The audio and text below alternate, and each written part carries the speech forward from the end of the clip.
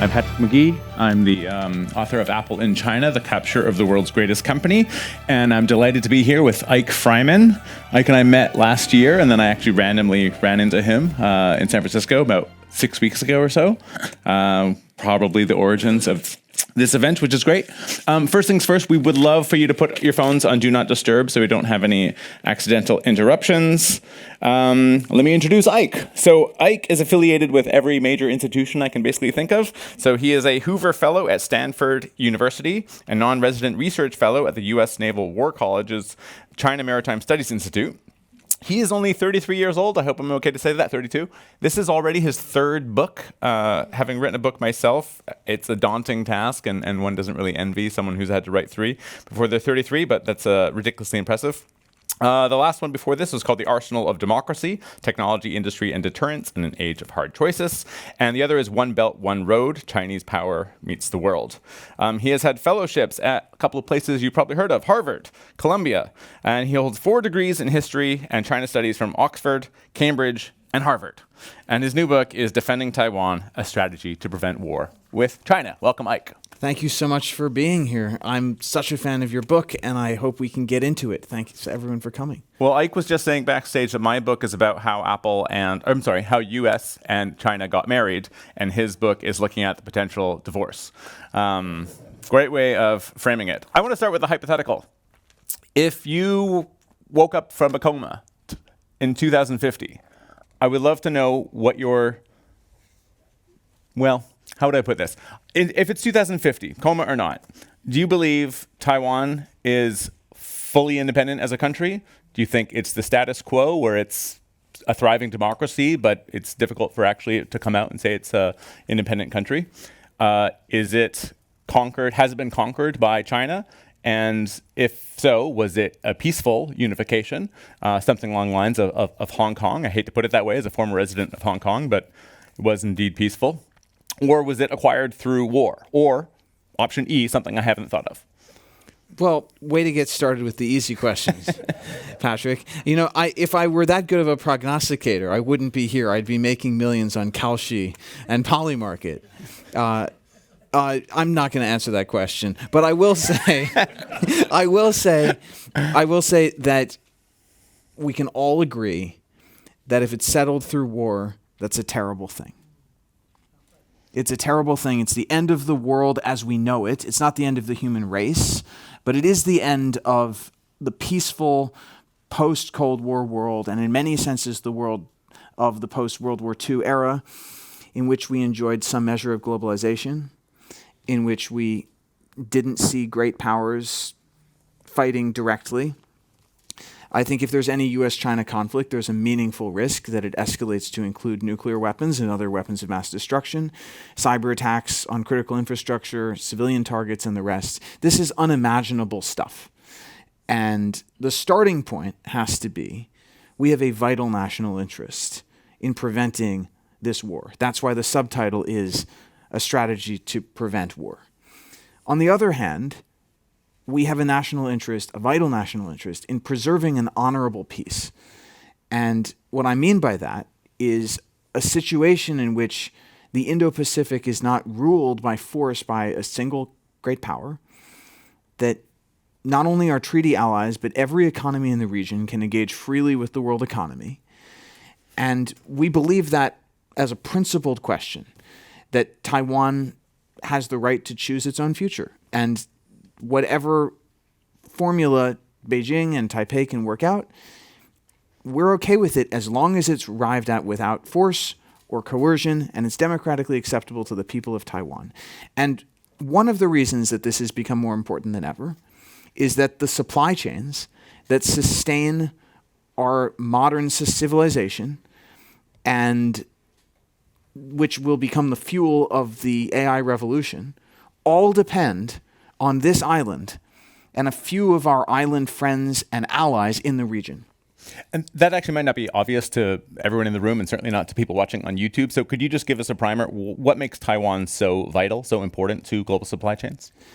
Well, let's start. Taiwan matters for a whole bunch of reasons that have nothing to do with chips and technology. We cared about Taiwan before they made chips. We signed the Taiwan Relations Act before they basically made chips.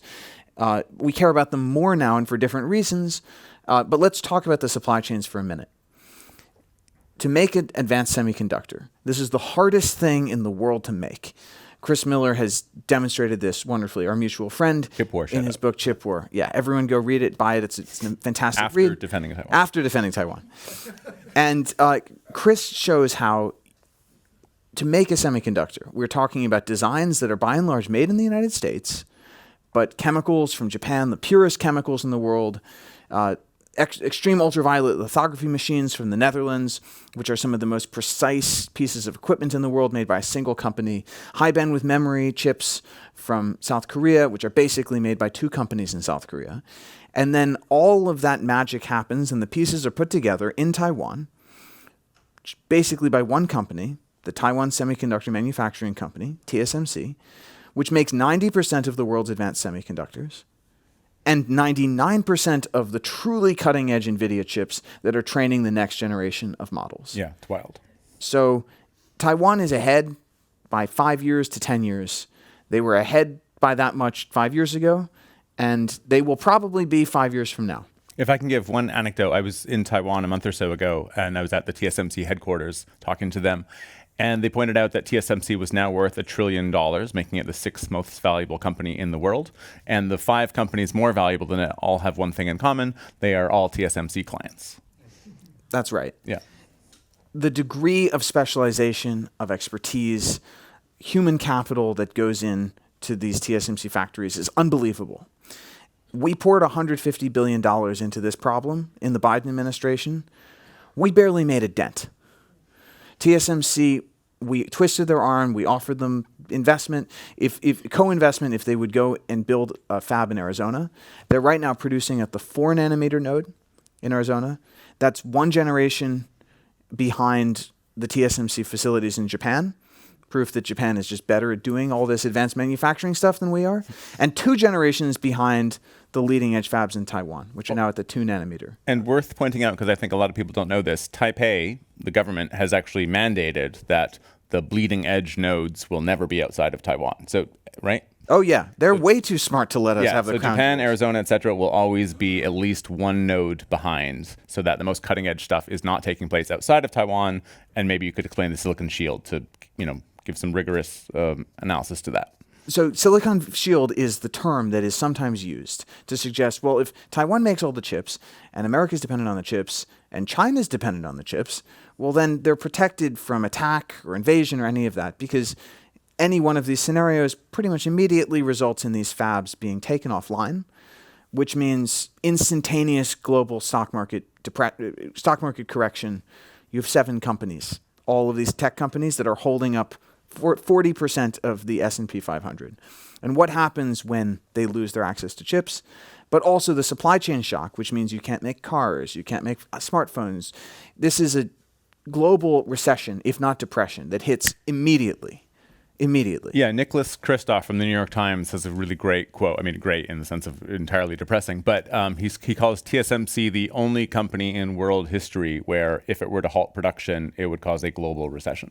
Yeah, there's never been a technological revolution in history like this that depends on a resource from just one place.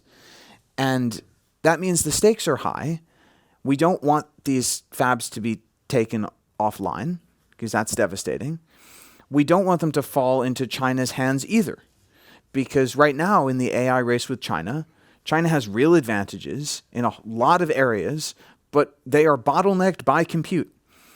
So if China can somehow flip control and then they control the fabs and they're controlling the export of that stuff to us rather than the other way around, this completely inverts the power dynamic. And this technology, this could make our nuclear deterrent insecure. It could put millions of people out of work. But in 2050, what is AI going to be to the United States? Who knows? But something very significant. So this is the challenge. It's not just about Taiwan. Taiwan matters for these reasons that we're discussing. But it's also about this broader question of how the region is organized. As we started this conversation talking about how to make a chip, you need all of these specialized components that come from different places. And most of that is carried on private shipping lines, private by sea or by air, through international waters and international airspace across this region. And if China can seize control of Taiwan without a war, without firing a shot, but by using coercion against those companies that move the stuff and the people from place to place, well, what's to stop them from doing the same thing to South Korea and the same thing to Japan and taking control not only of Taiwan, but the entire supply chain for every major item in our modern economy? China has 200 times the shipbuilding capacity of the United States. Right now, we're trying to fix it, so we call the South Koreans. But what if in the future, China is established a precedent so they can tell the South Koreans, we don't want you to help them out? And that is really what is at stake here. It's about more than Taiwan. Yeah, I think China has more shipbuilding capacity in a year than the number of ships we've actually created since World War II. Does that sound right? I mean, that sounds totally bonkers. Feel free to fact check it and call me out on stage. I'm pretty sure that's right. It's bonkers how much we've lost capacity. Let's go back in history a little bit. Could you tell me about the brilliance of strategic ambiguity? This is sort of the 1970s and the original U.S. policy. Maybe not the original U.S. policy, but the time in which, at the United Nations, for instance, the seat for China goes from the Republic of China, which is the formal name for Taiwan, to Beijing. And can you just give us a little bit of history to sort of put us on the same page as to how important it is? I mentioned this because your book really convinced me that strategic ambiguity is a brilliant concept. It's something I'd always felt a little strange about beforehand, and I think you gave me a real education in it. So hoping you can do the same for our audience. All right, my favorite part, history lesson time. Take out your notebooks, kids. There will be a quiz at the end. Okay, so all this begins with the Chinese Civil War, which is ongoing before our war with Japan. But 1940s is what you're talking about. Yeah, and the communists and the nationalists are fighting each other throughout the 1930s. And Japan at this point controls Taiwan. Japan has seized Taiwan in 1895 in the Sino-Japanese War. So Japan is looming as a threat. Japan finally invades in 1937. The communists and the nationalists put their disagreements aside, and they fight the Japanese, with the nationalists bearing the brunt. After the end of the war, the Japanese are defeated, largely thanks to U.S. efforts, and Japan surrenders the island of Taiwan. And Chiang Kai-shek, the leader of the nationalists, his emissaries accept the surrender, although it's still disputed who exactly was surrendered to and how that works. And that is the origins of the U.S. position, that we don't take a position on how this was settled. This is, in international law, an unresolved question. As soon as the Japanese are defeated, China's civil war starts up again. We try to broker an agreement. We find both sides maddening. We say, you figure it out. And then the communists win. The nationalists retreat to Taiwan. And the first thing Mao Zedong says when he takes over the mainland is, tells his generals, give me a plan to take Taiwan. And we're going to let him do it. But then the Korean War breaks out. And we realize, hang on a minute, this communism thing is going to spread. And it will spread to threaten Japan, and then maybe come across the ocean and threaten us like Japan did. So actually, we should help Taiwan defend itself. And Taiwan becomes a treaty ally. Eisenhower goes to Taipei. We recognize Taiwan. They're the one true China. The mainland just happens to be controlled by communists. And all through the 50s and the 60s, the People's Republic of China, the mainland, is under U.S. sanctions. They're not represented in the United Nations. They're an international pariah. And Taiwan enjoys the Chinese seat at the UN and at the UN Security Council, which is kind of crazy. But it's a lot of power, it's a lot of status. Then in the 60s, the Chinese and the Soviets have a falling out. Nixon goes to China. And Nixon essentially is happy to throw Taiwan under the bus to make an agreement with the PRC. And Mao says, we can't have a relationship of any kind unless you concede on the question of Taiwan. Because the Taiwan question is not just about Taiwan for China. It's about the question of what China means. Is there such a thing as one China that includes Taiwan, or is there not? And the U.S. isn't quite ready to throw Taiwan under the bus. So we come up with this statement that is actually translated slightly differently in English and in Chinese, where the United States acknowledges that China believes that Taiwan is part of China without officially recognizing or accepting it. So we are ambiguous as to what Taiwan's status actually is.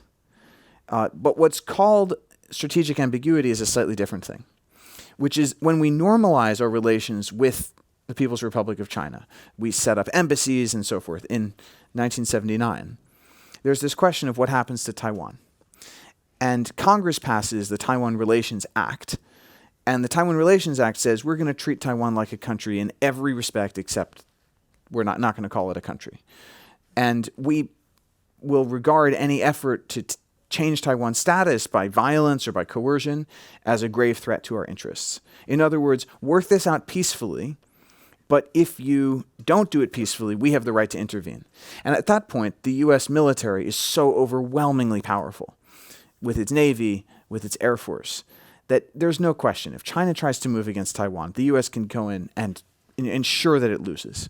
So this approach is actually pretty good at maintaining stability because we are deterring both sides by being ambiguous. We're saying to China, if you invade, we will probably intervene and make sure you get defeated. But also Taiwan, if you create a problem for us, if you formally declare independence, if you do something provocative, we may not necessarily be here for you. And that dual deterrence thing is pretty smart. It gives our presidents a lot of flexibility, and it's worked for 50 years. The problem today is that China has gotten way more powerful. Mm-hmm. And it's no longer clear, I think it's mostly believed by military people that we could, if we intervened, we could defeat an invasion. But if you just look at the numbers of ships, of missiles, of planes, of other stuff, China looks much more capable. And now China is pushing against Taiwan in all directions, including in peacetime, in what they call the gray zone. They're hitting them with cyber attacks. They're surrounding them with ships. They're interfering with companies that do business with Taiwan. They're threatening Taiwan's nationals overseas. They're squeezing from every side. And so now, being ambiguous, it maybe looks like it's a cop-out, like it's a get-out-of-jail-free card, that actually, if China moves, we would just abandon Taiwan. And that's the danger. The danger is that China thinks, oh, you're ambiguous, you don't want the crisis, well, we'll just boa constrictor them to death. Right. Okay. So this comes to your structured ambiguity. You sort of riff off of this, but let me just come back to so before reading your book, I always thought, without doing so much scholarship around it, that in the 70s, the position we came up with was kind of weak, especially considering how much more powerful the U.S. was vis-a-vis China at the time. But I thought you helped me understand that actually it was sort of brilliant, and it has, of course, stood the test of time. Am I right in that reading? Do you think, like, I guess my point is this: if I'm, having been to Taiwan, having familiarity with a bunch of its companies and thinking it's strategically important, I would think the strong position would be to absolutely call for Taiwanese independence. And your book helped me think, oh, that's actually a poor idea on my part. There's something smart about this ambiguous stance that the U.S. has taken. These things are really, really difficult to wrap your head around. When I first took this in undergrad, I took a class on history of China's foreign policy. And I even got an A in the class.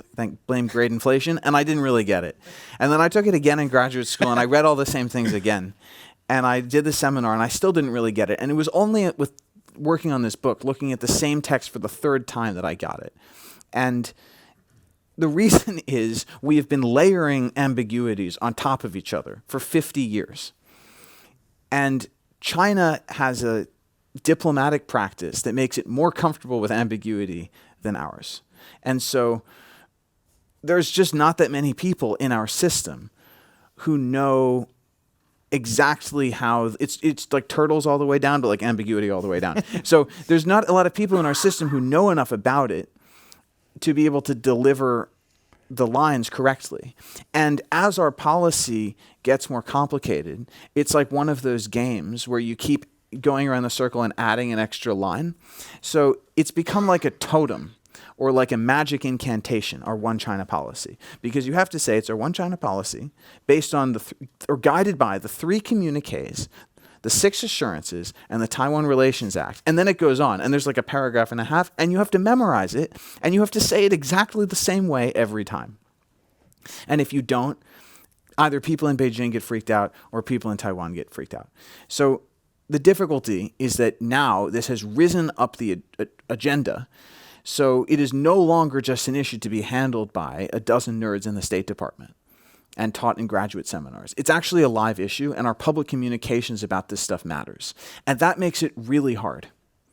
It makes it really hard.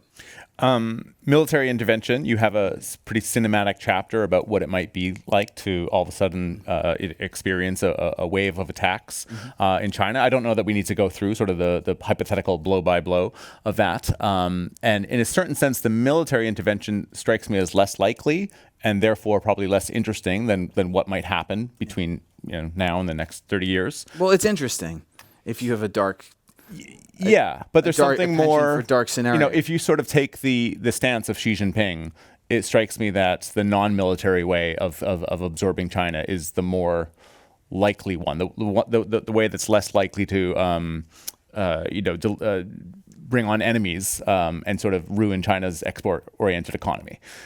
So I don't want to spend too much time on the possible military intervention, but of course we can't avoid it either. So what would be the sort of, 3-minute version, let's say, of what you think would happen or what the risks are of a military intervention on the part of Beijing? First of all, Patrick, I think you framed it exactly right, which is it's an option, but it's not a preferred option. And what makes it harder, I just want to take a beat on this, is it's not just one option, it's a menu of options. Xi Jinping has missiles and drones and so on that can range Taiwan. They can hit any target on any side of Taiwan all around the island. This is the way Taiwan is not like Ukraine. Ukraine has strategic depth. Ukraine is big, and it is very wide east to west. If you live in the western side of Ukraine, your life has actually been pretty normal. Ukraine has effectively controlled its own skies. This kind of thing is harder to do in Taiwan because it's just so much smaller. Invasion is an option. Blockade is an option. Massive bombardment from the air, like what the U.S. has just done to Iran, is an option.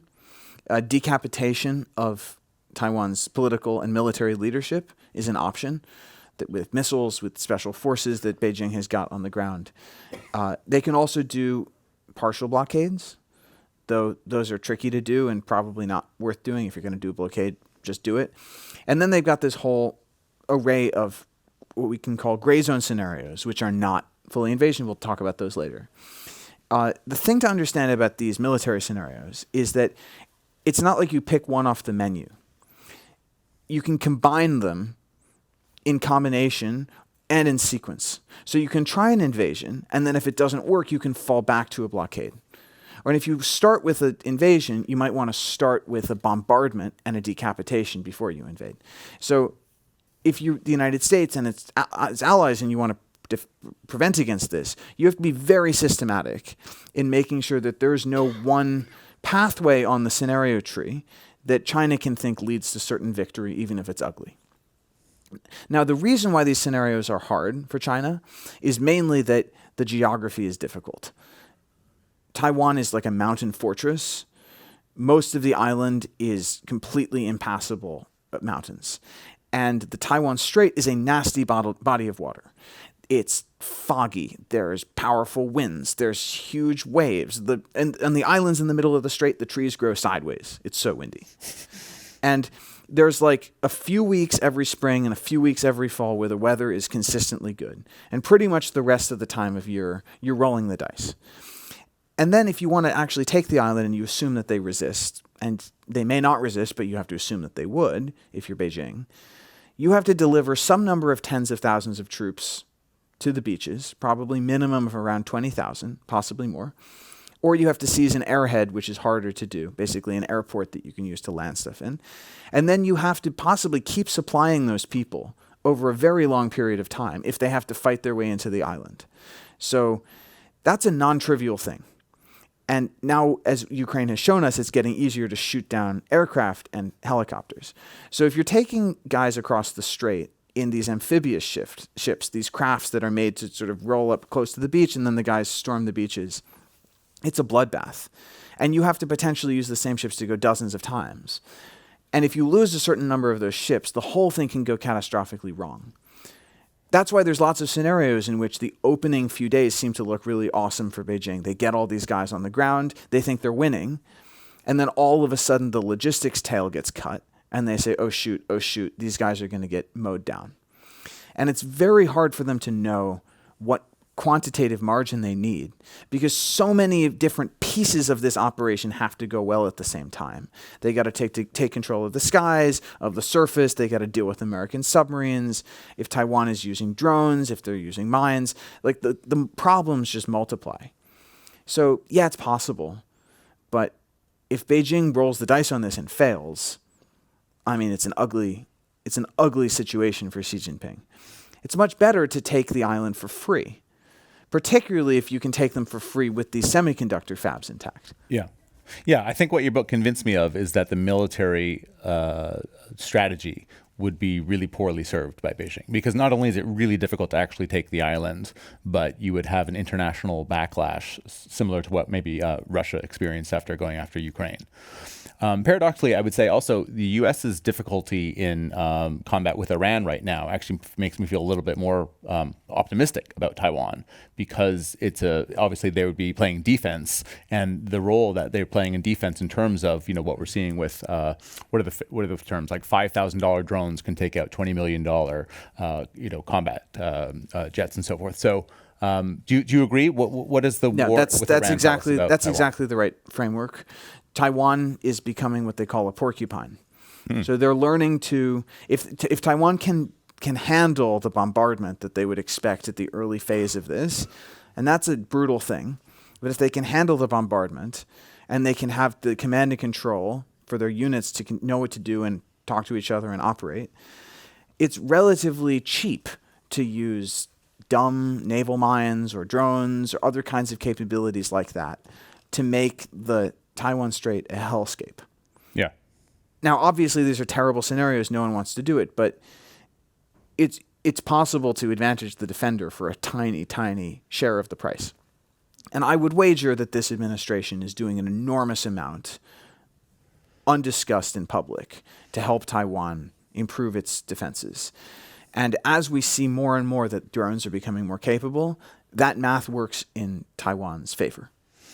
Okay, so unfortunately, my optimism fades then when I get to your chapters about what it would be for Beijing to impose some sort of, if not full blockade, then some sort of quarantine, where you basically think, correct me if I'm getting this wrong, that the Beijing sort of most brilliant strategy, most savvy strategy would be, in a sense, putting the onus of a military intervention on the part of America and her allies. So it would sort of impose certain restrictions on trade, sort of quasi-embargoes and so forth, and we would be put in the strange position of, well, do we accept that? Can we live with that? We probably could live with that, but by deciding, actually, we can't live with that, the U.S. would look like the more aggressive force, and, in a arena where you're wanting to win friends and allies around the world, that might not be the right decision. So could you explain sort of what I'm getting wrong and elaborate on that? Well, you've described it pretty much exactly right.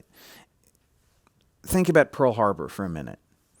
Before Pearl Harbor, the United States did not want to go to war with Japan. The Roosevelt administration believed it was inevitable. They actually expected that the Japanese would strike. They didn't get the day right.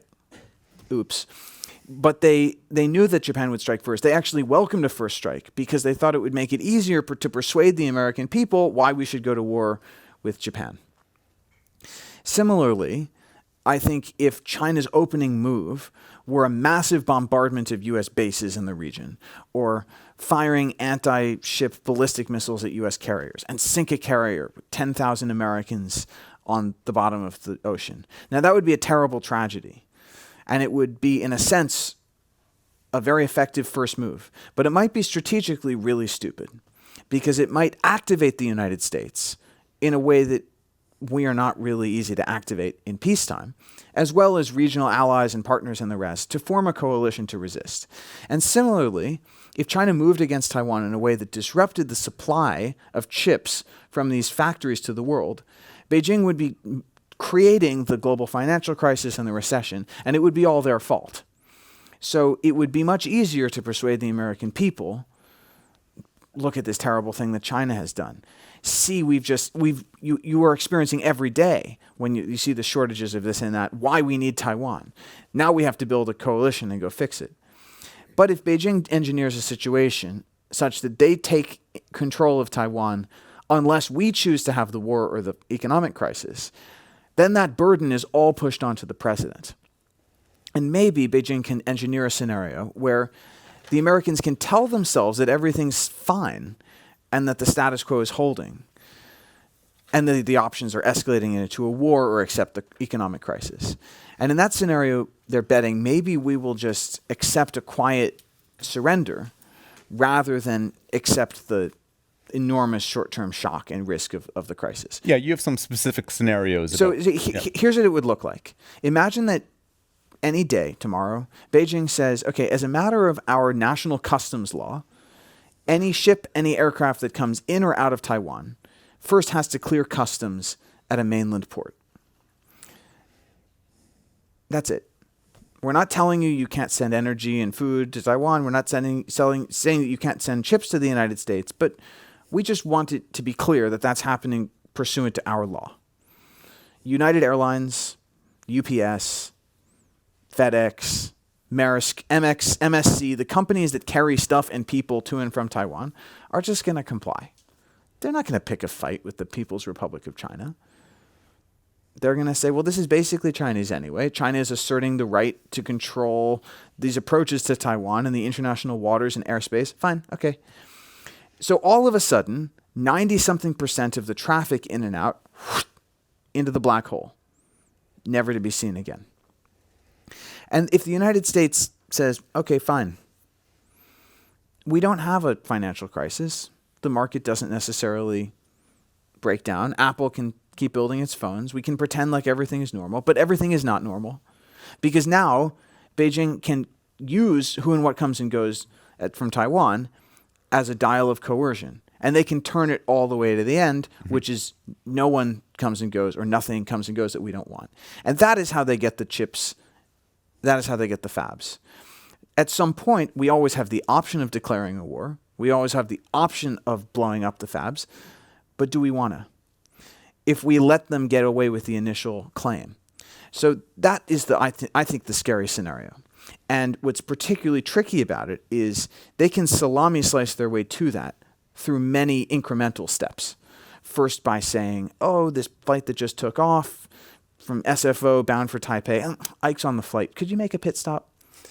And similar stuff. They can salami slice their way there over time. And at some point, the burden falls onto us to draw the line. Yeah, I mean, this to some extent is the value of the book, right? Because you can imagine that were that to happen, and it was just like the most like innocuously worded press release on the part of Beijing, how would that play out on TV that night? Because the vast majority of Americans won't have read your book, right? They won't have familiarity with why is Taiwan kind of sort of China, but not quite really. It's not represented in the United Nations. Like, there's not going to be a lot of familiarity with that. And even when it comes to like if I'm looking at like conservatives or MAGA or liberals or libertarians, like it's not clear to me which party or sub-party actually has sort of Taiwan's future like clearly delineated and like there's people with signs and like this is really part of their top three issues for where they're voting and so forth. Like, again, hugely consequential, right? I think the U.S. has estimated that if Taiwan were blockaded, like the effects would be something along the lines of $600 billion to $1 trillion damage to the world economy in year one, and then it would continue, right? Like, there's a disproportionate sort of reality to what this would mean versus like our discourse, which is almost nothing about it, which probably gets to the question that maybe I should have asked you at the very start, which is, why did you write this book? I mean, you must see that there's a gap here between like our understanding of why these issues are so important versus how important they actually are. So it's the huge, huge problem. Yeah. The good news is that Congress gets it. When I go to the Hill and I talk to members of Congress' offices at the staff level, people who actually do this stuff day to day, from the most progressive Democrats to the most fire-breathing MAGA Republicans, pretty much everyone gets it. And Congress has been good on Taiwan since the beginning. The reason that the Taiwan Relations Act happened in the first place was that Congress was unwilling to let Taiwan be sold out. So that's not nothing. An overwhelming majority in Congress can at times override a president. But ultimately, the burden falls to the president and the people around the president to make the case to the American people about why this is something that matters to them. And that's a difficult thing to do. And in that scenario, I happen to think if the president is saying, okay, so here's the situation.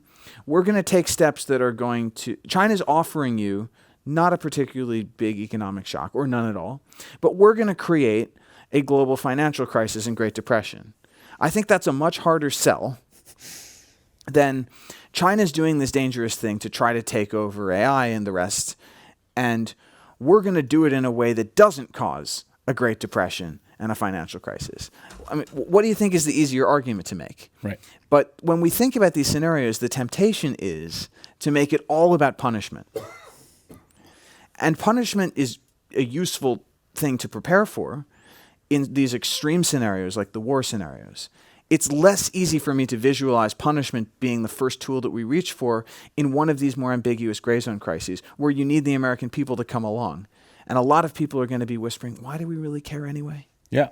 If it's a question of willpower, I mean, China sort of wins right away. I mean, you have 1.4 billion people who absolutely see Taiwan as part of its territory in the same way that they saw Hong Kong as part of the territory. Big celebrations across China when Hong Kong was taken back, or even in 1997. I think it's not clear Okay. the price that the people of mainland China would be willing to pay for Taiwan. I think it's broadly clear that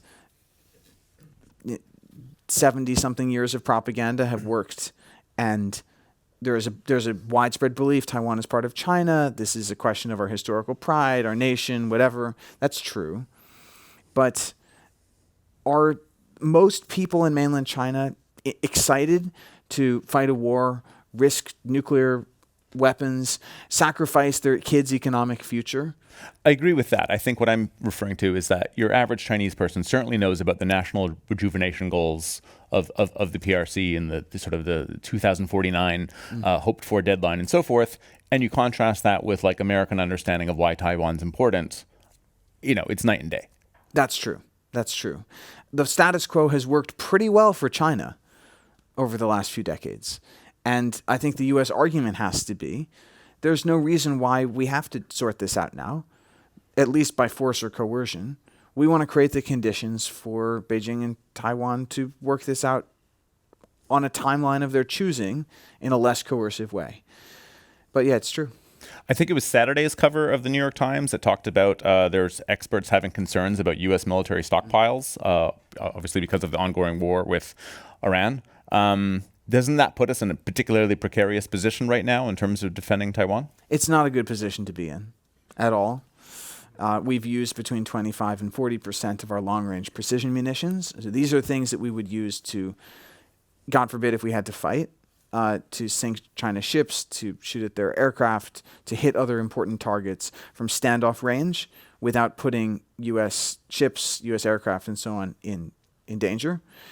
And the more of those we use, the closer in we have to send people and ships and other manned platforms to fight. That's not good.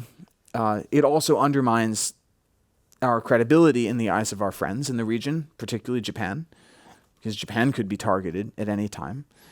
But I don't think by itself it breaks deterrence because of these dynamics with drones and others that I was talking about before.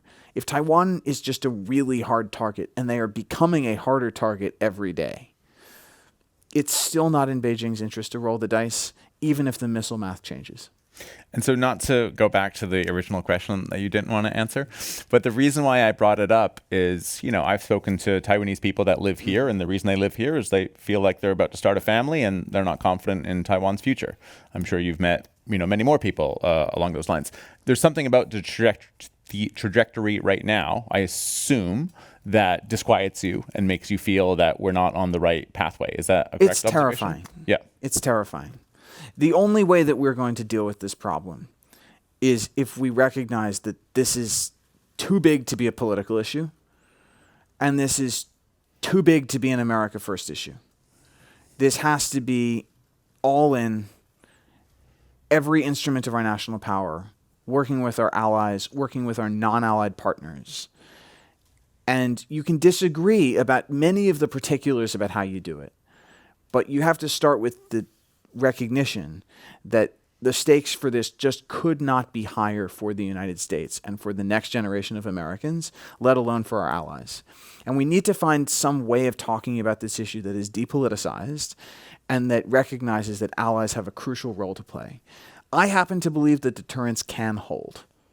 I think Xi Jinping is deterrable in the sense that he's got all this other stuff that he cares about, that he wants to maintain, a legacy he's trying to build. He has never promised that he will be the guy to get Taiwan.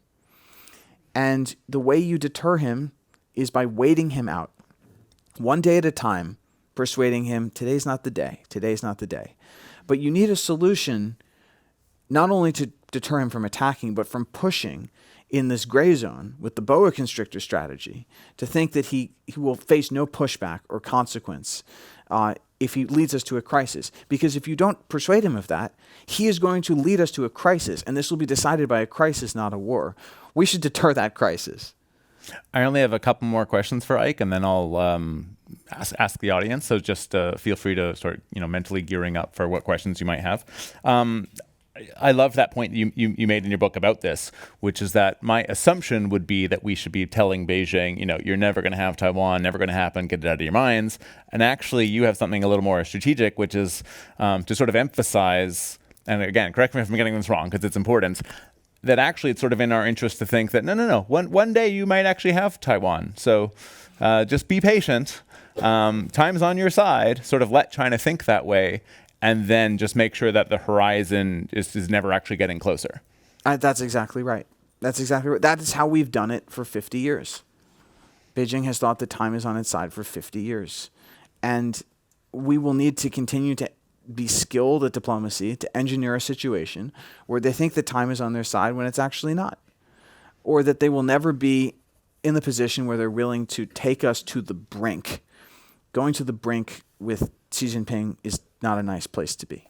But part of that, and maybe this is the last point that we can hit before we go to questions, because I'm curious for your view. Patrick has written the best book on U.S.-China technology interaction. And one of the questions that we have to ask as we face this problem is, what would it mean if there were some kind of crisis or some kind of conflict and our two countries have to get divorced? Can the United States credibly show that we have a plan to pull that off? And I'm curious what you think. I think about it so narrowly in terms of Apple that I'm not sure I have the broader answer. Well, but this is the most important company. This is the most complex supply chain. Yes. So, I guess Is it possible?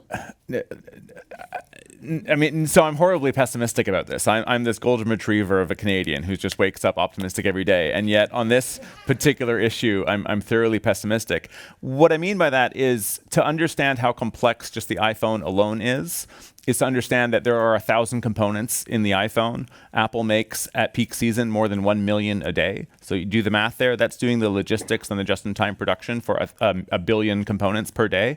Vast majority of it happening in China. Actually, the big exception really is chips coming from Taiwan. And your average person, if they're sort of cognizant of this issue at all, will think that about 25% of phones are already made in India. And this is sort of like propaganda on the part of Apple.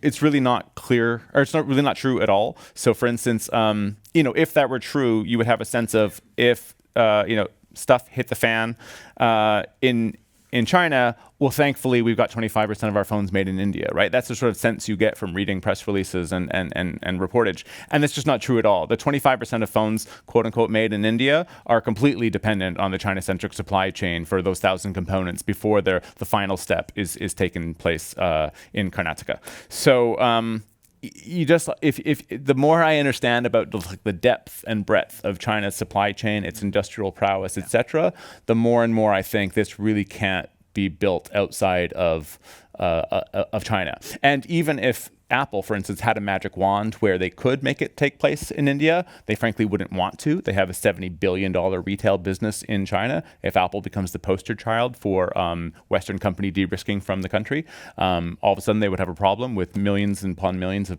consumers who they depend on to buy their products. The optimism I would have more generally is that most companies are not as complex. I mean, frankly, all companies are not as complex as Apple. And so what's true for Apple in terms of the difficulty of them diversifying are not going to be true of toy companies, right? Or any number of companies that are also dependent on China. But as you'll know, this was just earlier this month, China has made it difficult. They've written new rules where they can actually punish companies that are taking steps to divest from China. So they are sort of actively pursuing, laws to make it difficult for Western companies to diversify away from China. So they're well aware of the threat. It's the Hotel California. Totally. Yeah. You can check in anytime you want, but you can never leave. Yeah. But this gets to a broader point. It gets to a broader point, which is that there's been this fantasy, which we saw in action on Liberation Day, that there's just some light switch that we can flick to break these dependencies. When we're talking about a country that is 1/3 of global manufacturing value added, that an industrial base and a workforce that was built up and trained over decades, you are not going to take that stuff back quickly. You are not going to take it back all at once. So if you can't do it all at once, you either can't do it at all, or you need to find a way to do it gradually and incrementally without breaking all those supply chains so you can still get some number of iPhones a day in between. Yeah. And that is where I come down in the final chapters of the book.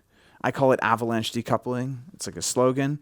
But the idea is something that you can trigger at first that doesn't cause chaos and destruction on day one, but which gains momentum like snow sliding down a mountain because it harnesses incentives.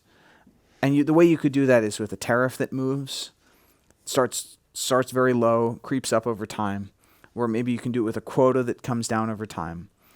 But the complexity of all of these economic interdependencies are so vast, I think they're misunderstood in Washington. And I'm afraid that if we don't inspect this problem, we're going to go to the brink and we will face the final exam and we will not be prepared.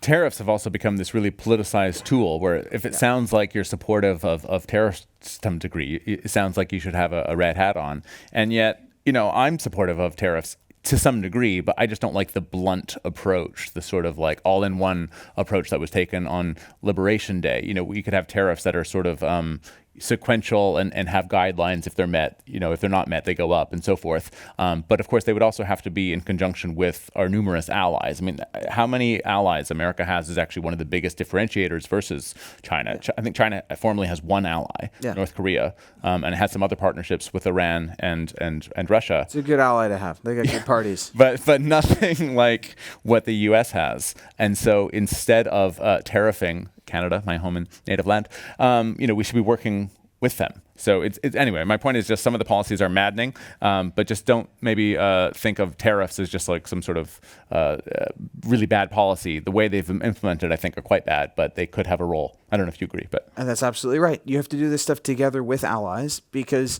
a whole bunch of this stuff we are never going to make in the United States.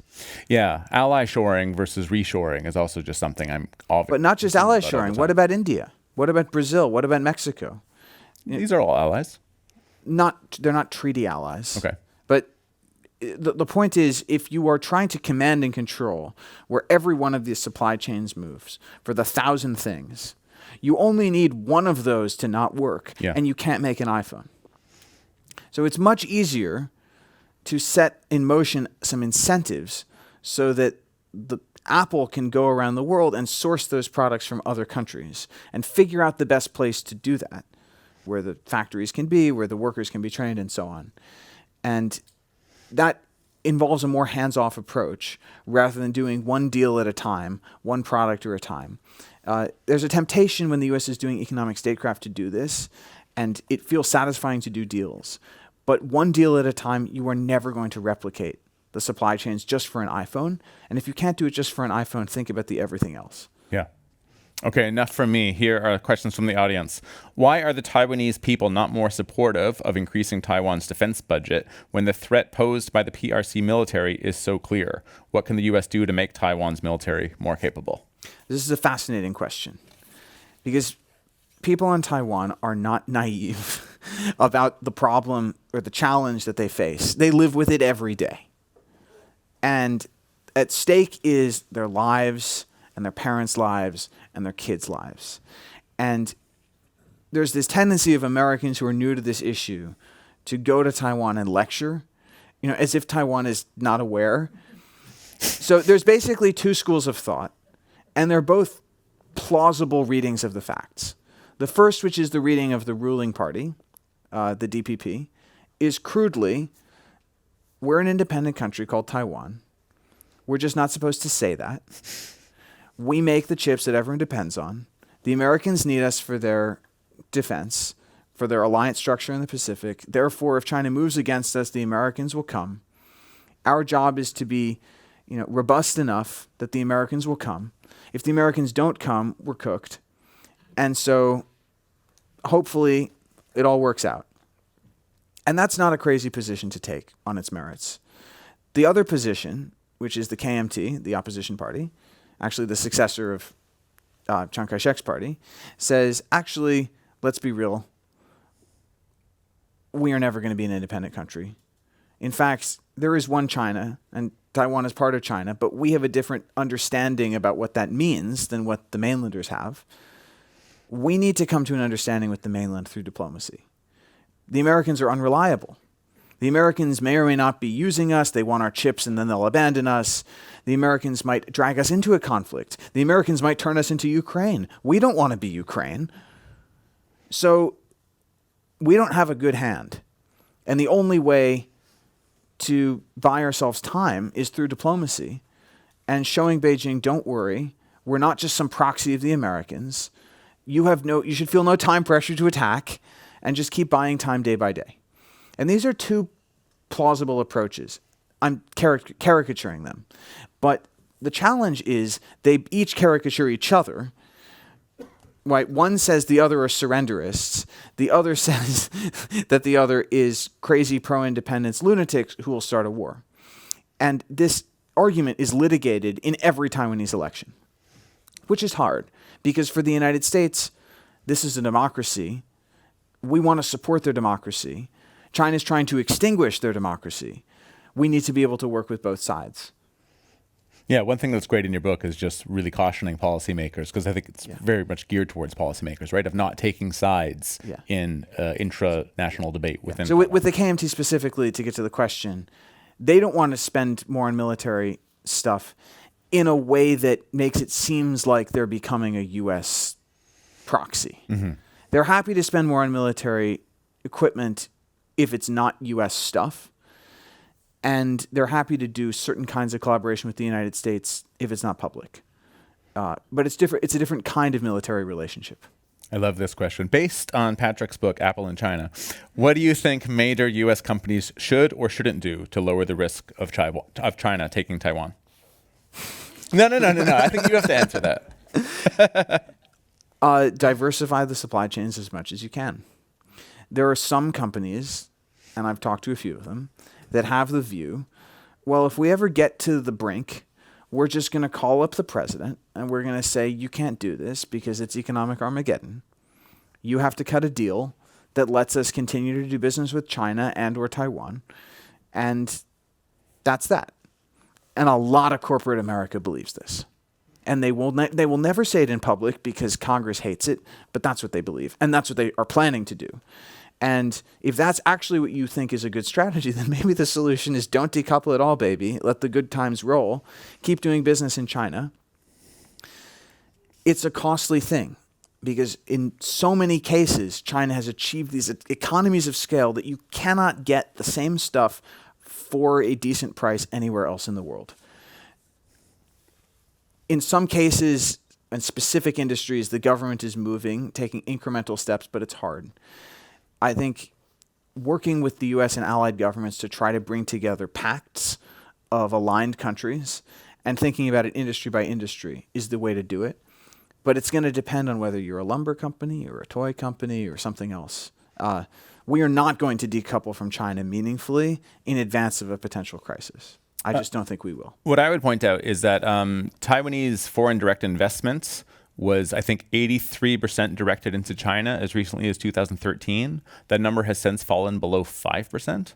So Taiwan is actually radically uncoupling from China. And what's worth knowing about Taiwan, we give some of these statistics earlier, right? So I think you said 99% of AI chips are developed by TSMC. Generally, it's just 92% of advanced chips are TSMC. 70% of contract manufacturing, that's the likes of Foxconn that build the iPhone, are controlled by the Taiwanese. It doesn't mean they're in Taiwan. In fact, most of it's in China.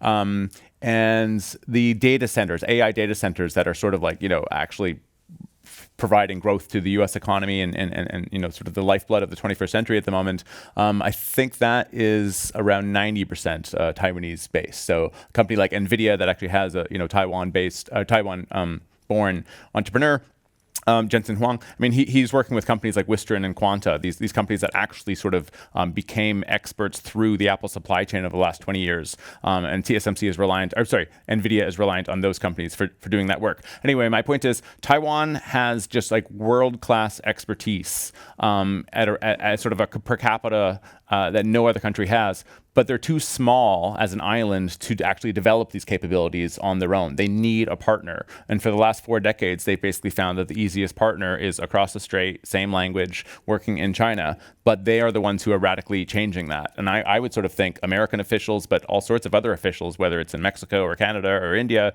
should be basically fighting tooth and claw to get the Taiwanese know-how and becoming that next great partner.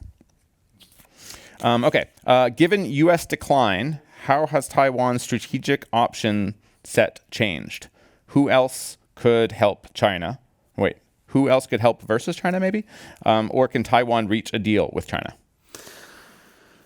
I think Taiwan could always reach a deal with China. The question is whether it's a deal that respects Taiwan's autonomy, its distinctive way of governing, its freedom, its what the offer that's sitting on the table for Taiwan, ready to take, is what's called one country, two systems, Taiwan plan. In other words, it's the Hong Kong option. Yeah. Well, how did that work out for Hong Kong?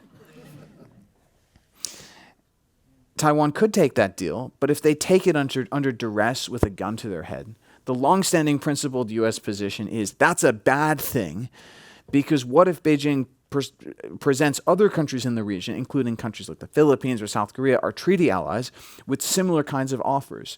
Submit or starve. That's violence. China calls this peaceful. It's a weasel word. By peaceful, they mean not bloody. But if someone mugs you on the street and they point a gun in your face and they say, give me everything you've got or I'll shoot, that's violent. And I think the United States hasn't been as active as it could have been pushing back against China's manipulative use of these language games. This is a playbook for how China wants to bring the whole region under its thumb. And Taiwan just happens to be the first test case. The question is, given declining U.S. power, what other options are there? Even though we have been beating up on our allies, if a crisis came, allies would look to the U.S. for leadership because the stakes are so high. And because Japan, South Korea, Australia know that we are the only country standing in the way of them and that outcome. The question is, do we have the political wherewithal to lead that coalition? And have we thought through some of these tricky questions about the economic decoupling and so on in advance, because that stuff is too complicated to work out in the heat of a crisis. We would fight if we had to fight with the help of a number of countries whose support would be invaluable. Japan is obviously the most important. But one way of thinking about it is if we actually depend on these countries so much, maybe we should stop beating up on them. Yep. Do you believe Xi has a timeline? There's 3 questions here, but I've circled this one because, of course, there is this. Remind me the brigadier or what have you, but the assessment is that Xi Jinping wants the People's Liberation Army to be sort of equipped and ready and capable of taking Taiwan by next year. There's this U.S. intelligence assessment that's been floating around that he has given the PLA the mandate to be ready to do it by 2027, and that has been publicly communicated by a few U.S. officials who, in classic fashion, have each communicated it in like a different way, so it's a meaningfully different assessment. My own view is it's not a deadline. It's a readiness deadline. It's not a deadline to move. The deadline that Xi Jinping has put forward is 2049, which is the 100th anniversary of the establishment of the People's Republic of China. That is the deadline for what he calls national rejuvenation, which is everything. It's the whole ballgame. It's China at the forefront of technology, of economic development. The waters run clean. The air is pure. China's civilization is thriving. China goes to the Olympics and wins every medal. It's so sweeping in its ambition. It touches literally every aspect of human endeavor and human activity. And Taiwan is one part of it. And if he can get Taiwan and humiliate the United States in the process, the rest of it gets much easier to achieve. But if he rolls the iron dice and he fails, national rejuvenation could go out of reach. Mm-hmm. And what's interesting, and I think in the book I argue it's quite important, is he'll be 96 years old in 2049. And he may think that he'll live to 150. He told that to Vladimir Putin. I was going to say, on a hot mic. Liver transplants and things like that. He says with new blood and artificial organs, we'll live to 150. But he has designed that deadline for a reason, so that he can, if he can't swing it, he can hand it off to a successor and let the successor figure it out. He's been too smart to commit in public that he will be the guy to do it. But correct me if I'm wrong. Hasn't he said this is a problem we will not leave to the next generation? He has said that, although it was in the context where some have read it as saying, when he was speaking to the former Taiwanese president, Ma Ying-jeou, who has been doing this back-channel diplomacy. And some read it as him saying to Ma Ying-jeou, we understand each other. We should not leave this problem to the next generation. But this is tricky. He's not a guy who gives a lot of interviews. He speaks in riddles. Everything he says is ambiguous. You can interpret it one way or the other. And he's scripted every time he opines on the issue. So what can you do? You can design a strategy that doesn't depend on any particular version of the man. A strategy that can deal with the desperate Xi Jinping or the opportunistic Xi Jinping, because this is not being John Malkovich. We do not have a view into the man's head. And it's possible that both of these versions of the man are true at the same time. But this is what we're going to do. It has to be a communication campaign against a single man. We're not deterring a country. We're not deterring a party. We're not deterring a military. We're deterring a man. A man with a family, a man with a personal history, a man who hopefully one day will want to, if not retire, hand off responsibilities. If you don't center it around Xi Jinping, the man, and everything he cares about, you risk everything going catastrophically wrong. I was going to ask what we can do as opposed to what policymakers can do. And if you want to answer that in the last minute, go for it. But I just liked what you just said. And I've often wondered, the assumption, because Xi Jinping is probably going for a fourth term and so forth, and he's been the leader since late 2012, is that, he represents a new hard stance that is the future, right? It's not just the present, it carries on. But maybe by 2050, actually, Xi will have looked to have been the aberration. Am I being naive even thinking that's a hope, or is that a possibility? You study the history of modern China, and it's humbling. Because if you were to have written at any point in the last 100 years, here's what I predict China will look like in 10 years, you would have been totally wrong. Mm-hmm.